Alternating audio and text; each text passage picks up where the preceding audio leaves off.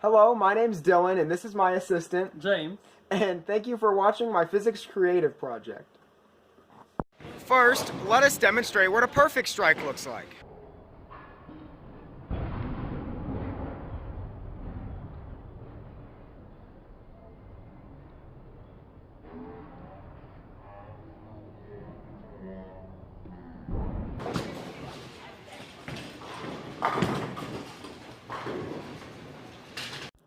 So here we are able to get some measurements that we can use to find the potential energy of the bowling ball. So we can see that the bowling ball is 7.25 kilograms, and we can see that it is 2.43 meters off of the ground at the very top of the backswing.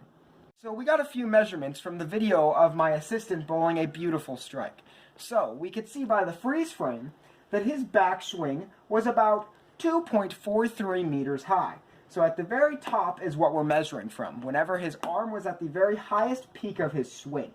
Now, we can use the potential energy formula to calculate the potential energy of this bowling ball. So we need the mass of the bowling ball, the gravity, which is of course 9.8 meters per second squared, and then the height, which we see over here, is 2.43 meters. Now, we know the bowling ball is 16 pounds, or 7.25 kilograms, so then we use the potential energy formula and plug everything in. So we plug in 7.25, 9.8, and 2.4.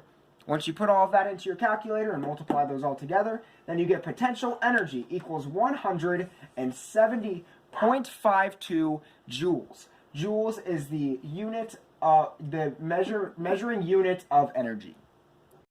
Here we can find some measurements that will help us calculate the kinetic energy. So we can see that the second the ball is let go from my assistant's hand, it is going 13.41 meters per second. It is very important to understand that this is once the ball is let go of his hand, and not once the ball is 60 feet down hitting the pins. That would be a different kinetic energy because it is lost energy due to friction.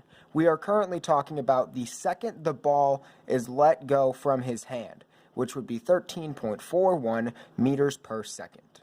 We are going to find the kinetic energy of the bowling ball. So we're going to use the kinetic energy formula, which is 0.5 times m, which is mass, times v, which is velocity, squared.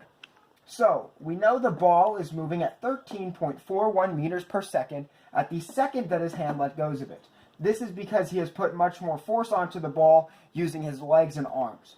We also know that the ball remains the same weight, 7.25 kilos, so we can plug our values in. So we have the 0.5, and then times the mass of 7.25, times the velocity, which is 13.41 meters per second, and then you square that, and once you do all of this math, then you get kinetic energy equals 651.87 joules. Again, joules being the unit of measurement for energy.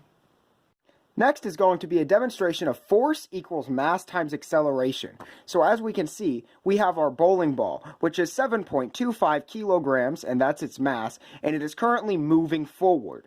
And next, we have our bowling pin on the right, which is only 1.5 kilograms, and it is stationary. This means that whenever the bowling ball collides with the bowling pin, it is going to have a significantly larger force, and it is going to cause the bowling pin to move and fly away, because its force is significantly higher than the stationary and less weighing bowling pin. So as we saw, the bowling pin went flying after the bowling ball collided with it. This is because, as we demonstrated earlier, the bowling ball has a significantly higher mass and acceleration than the bowling pin. This means that it has a higher force, and therefore causing the bowling pin to go flying after the bowling ball hits it. Thanks for watching.